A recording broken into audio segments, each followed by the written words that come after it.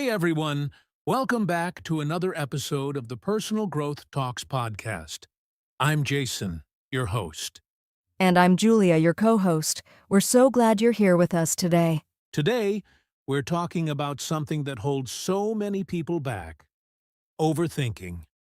You know, that endless loop in your head where you keep analyzing, doubting, and delaying, until you end up doing nothing at all. Yes, we've all been there. You have a great idea or you want to start something important, but your mind keeps going in circles. What if it doesn't work? What if I fail? And then, boom, another day goes by and nothing happens. Exactly. That's why today's episode is called Stop Overthinking, Start Executing.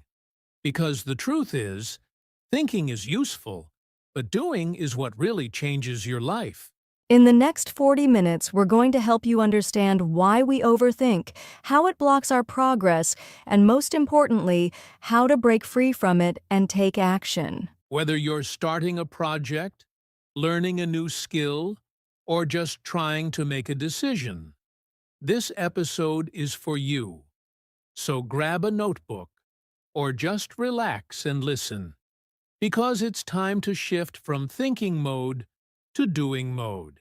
Let's get started. So, Julia, let's start with the basics.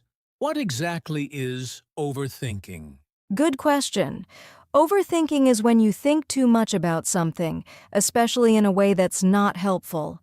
Instead of making a decision or taking action, you just keep analyzing, questioning, and second-guessing everything. Right. It's like your brain becomes a hamster wheel. You're thinking, thinking, thinking, but going nowhere. Exactly. And the worst part? Overthinking feels like you're being productive, but you're really just stuck. You replay past mistakes or worry too much about the future. Let's give an example. Imagine someone wants to start a YouTube channel. Instead of just starting with one video, they think, what if no one watches it? What if I mess up? What camera should I buy? What if I look silly? And by the time they finish overthinking all of that, they've talked themselves out of even trying. Yep. Overthinking kills action.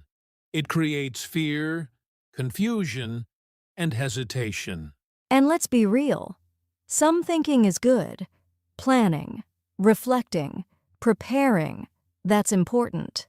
But overthinking crosses the line when it stops you from moving forward. Well said. It's like using your brain as a brake instead of a steering wheel. You're not moving. You're just stuck with the engine running. I love that image. So if you're someone who constantly replays what you said in a conversation, or spends hours deciding something simple, like what to wear or whether to send an email, you might be overthinking. And it's more common than people think. Even confident people can fall into this trap. The key is to recognize when your thoughts are helping and when they're hurting. That's what we're going to explore in the next part, why we overthink and how we can begin to let go of it. Stick with us. This is just getting started. All right, so now that we know what overthinking is, let's talk about why we do it. Julia, what do you think causes people to overthink so much? Well, one big reason is fear.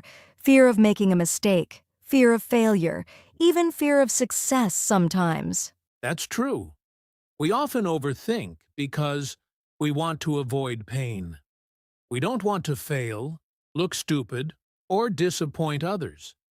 So instead of acting, we just think, and think, and think. Right, and sometimes people are afraid of making the wrong decision. They want to be perfect, so they keep researching, asking for advice, and overanalyzing every little thing. Perfectionism is a huge part of it. A lot of people believe there's only one right time or perfect way to do something. But guess what? That perfect moment never comes. Exactly. Another reason we overthink is because of past experiences. Maybe someone made a mistake before and now they don't trust themselves. Yes. Let's say someone gave a bad presentation once. Now, every time they speak in public, they think, What if I mess up again? So they spend hours writing and rewriting, and they still feel scared. That kind of thinking becomes a habit. It's like the brain is trying to protect us, but ends up holding us back. Here's another one: social pressure. In today's world, people are afraid of being judged, especially online. We think, what will people say? What if they laugh at me? Social media makes it worse. We compare ourselves to others, and that creates more doubt. She's doing better than me, or he's already successful. Why even try? So true. But the truth is, everyone feels uncertain sometimes. The people who succeed are not the ones who never overthink. They're the ones who act anyway. Yes, it's okay to feel nervous. It's okay to not have everything figured out, but we need to take that first step anyway. So if you're listening right now and wondering why you overthink, just know this: it's natural. But you don't have to stay stuck there. In the next part, we'll talk about what happens when overthinking becomes a habit and how it can stop us from executing and creating the life we want. Stay with us, friends. We're getting closer to action. All right, Julia. So now let's talk about how overthinking actually stops people from taking action. What's going on in our minds when this happens? Well, when you overthink, you spend so much time planning, doubting, and revising that you never actually start. It's like standing at the edge of the pool for hours, thinking about the water temperature instead of just jumping in. Haha, that's a great image. You feel busy, like you're doing something useful. But the truth is, nothing is getting done. You're just spinning your wheels. Exactly, and over time that habit creates a kind of mental block. Your brain starts to believe that action is risky, so it keeps pulling you back into the safe zone of thinking. Let me give a simple example. Imagine someone wants to apply for a new job. They open the application form, then close it. I'll do it later. They think about their resume, their lack of experience, what to write in the email. Days go by, and they never apply. Yes, that's how opportunities are lost. Not because people aren't smart or talented, but because they're stuck in their head. Another big problem? Overthinking leads to procrastination. You delay the task, thinking you'll do it when you're more ready, but that day never comes. And sometimes by the time you make a decision, it's too late. The moment is gone. The idea fades away, and you're left with regret. That's why we say, execution beats perfection. An imperfect action is still better than a perfect idea that stays in your head. Yes, you learn more by doing than by thinking. Every time you take action, you build confidence and gain experience. So the next time you catch yourself overthinking, ask yourself, am I moving forward or just hiding behind my thoughts? Coming up next, we'll show you how to recognize the signs that you're overthinking so you can catch it early and make a shift. Let's break the pattern, one small step at a time. So now let's talk about how to spot overthinking. What are the signs that you're stuck in your head and not taking action? One clear sign is indecision. If you take too long to make even small choices, like what to wear, what to eat, or when to reply to a message, you might be overthinking. That's true. Another big sign is replaying the past in your mind. You keep thinking about something you said or did, and you keep wondering, did I say the wrong thing? Did I make a mistake? Yes, or the opposite, worrying too much about the future. You ask yourself endless what-if questions. What if I fail? What if people don't like it? What if it goes wrong? Another sign? You start and stop things many times. You plan, prepare, maybe even buy tools or courses, but you never finish. Your brain keeps searching for the perfect time to begin. Or you feel mentally tired, but you haven't done anything. That's mental exhaustion from too much thinking and no action. So true. And let's not forget procrastination. You delay things over and over because you're still thinking about it. If any of these sound familiar to you, don't worry. You're not alone. Many people struggle with this. The first step is awareness. Yes, once you recognize the signs, you can start to change the habit. And we're going to help you do just that, starting with a fun comparison in the next part: the overthinker versus the doer. Don't miss this one. It really brings everything to life. All right, friends, let's bring this topic to life with a real-life example.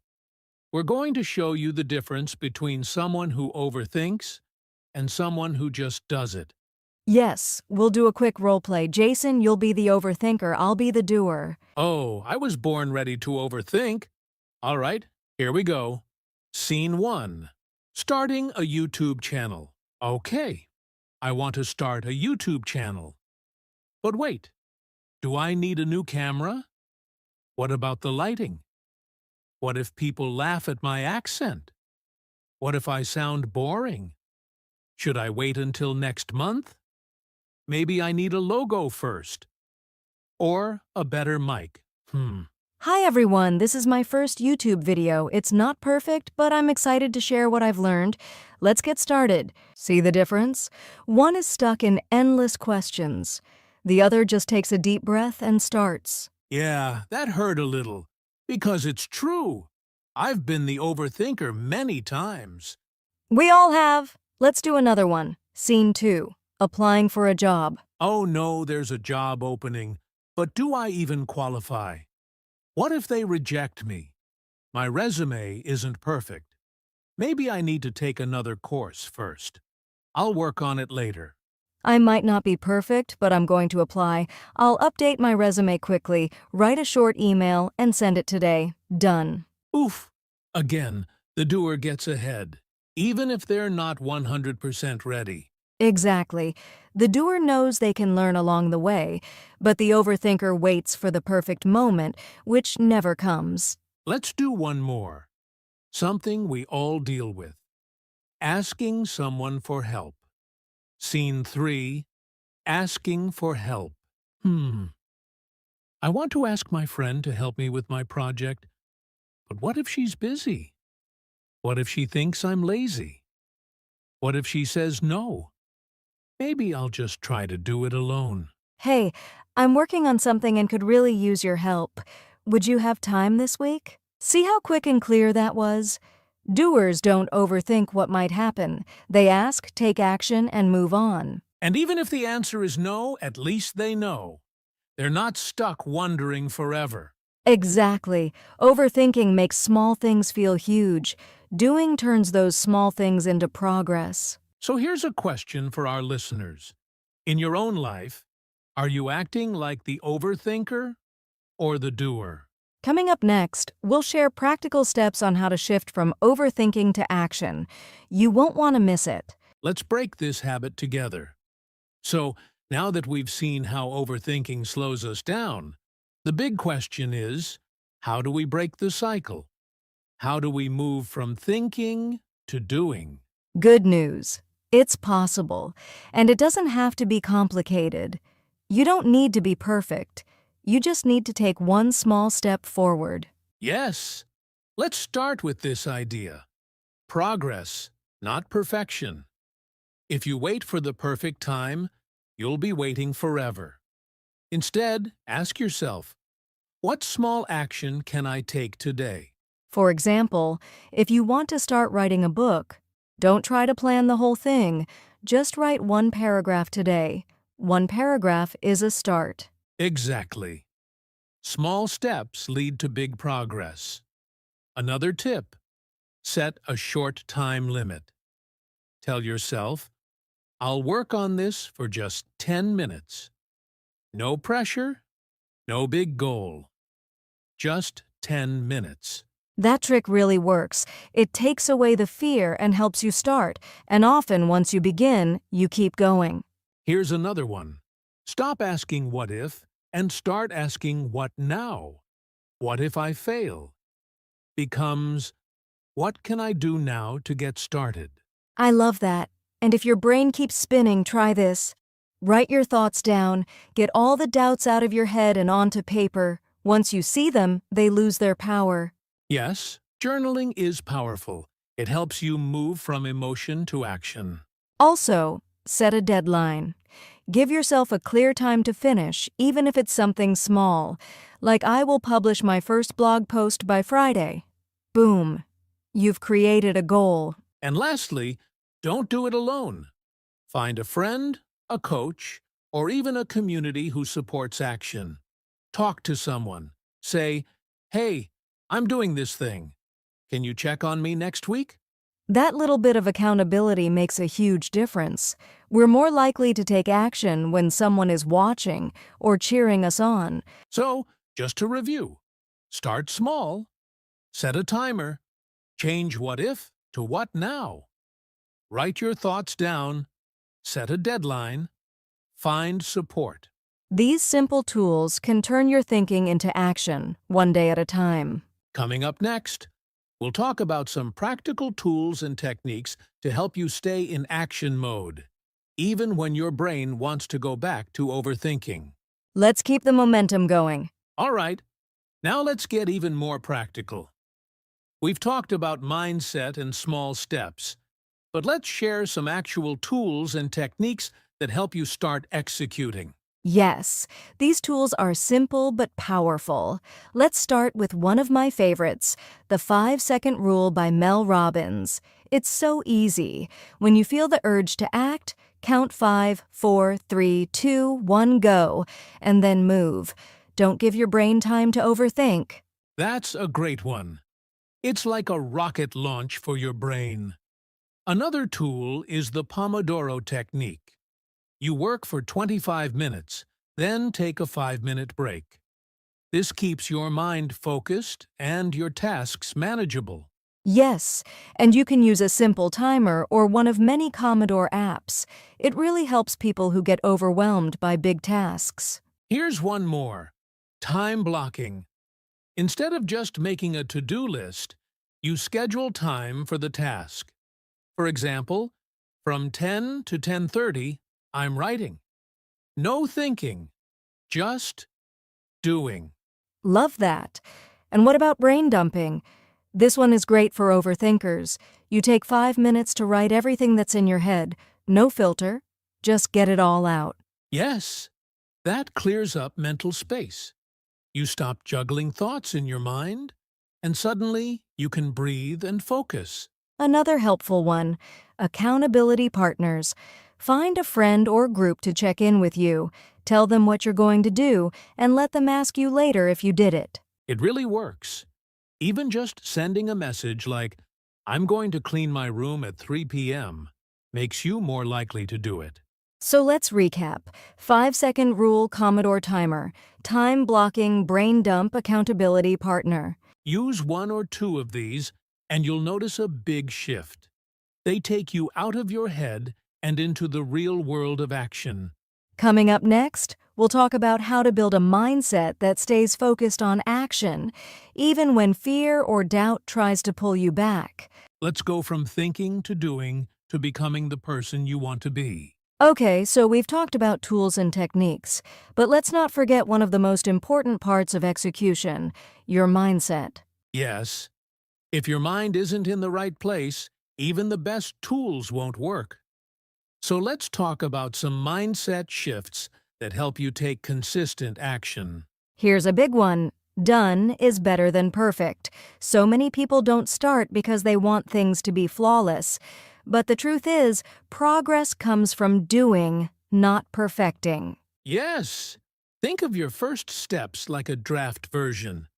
It doesn't have to be amazing, it just has to exist. You can always improve later. Another great mindset tip. Failure is feedback. Don't fear failure. Every mistake teaches you something. Every time you try, you grow stronger. Right. Success isn't one big step. It's many small, imperfect steps over time. If something doesn't work, learn from it and keep going. Also, remind yourself I don't need motivation, I need movement. Sometimes we wait to feel ready, but feelings come after action. Exactly. When you take action, even a small one, you build momentum, and that creates motivation. And finally, one more powerful thought: I can figure it out. You don't need all the answers. Just believe that you can learn along the way. That belief changes everything. It replaces fear with curiosity, doubt with courage. So keep these thoughts close. Done is better than perfect. Failure is feedback. Movement creates motivation. I can figure it out. Coming up next, we'll challenge our listeners to take one small step today. It's time to stop overthinking and start doing. All right, friends, it's time for our listener challenge. We want you to take one small step today, no matter how tiny, to break free from overthinking. Yes, it could be anything. Maybe send that email you've been avoiding, or write the first sentence of your story, or just take 5 minutes to brainstorm ideas without judging them. Remember, the goal isn't perfection, it's action. Even one small step moves you forward. Here's a tip: set a timer for 5 or 10 minutes. Use that time to focus only on your challenge. No distractions, no overthinking, just doing. And after you finish, give yourself credit. Celebrate your progress because you're building new habits. We'd love to hear how it goes. If you want, share your small win with us on social media or in the comments. So what's your step going to be? Don't wait for the perfect moment. Make today your day to start executing. You've got this. Let's do it together. Wow, what a journey today. Remember, overthinking is normal, but it doesn't have to hold you back. Yes, the key is to take action, even if it's imperfect, even if you feel scared, because every step forward is progress. So stop waiting. Stop doubting. Start doing. Your dreams and goals are waiting for you on the other side of action. Thank you so much for listening. We believe in you, and we're cheering you on every step of the way. If you enjoyed this episode, please like, subscribe, and share it with a friend who needs to hear this. And don't forget to join us next time for more personal growth talks. Until then, keep moving forward. Take care, everyone.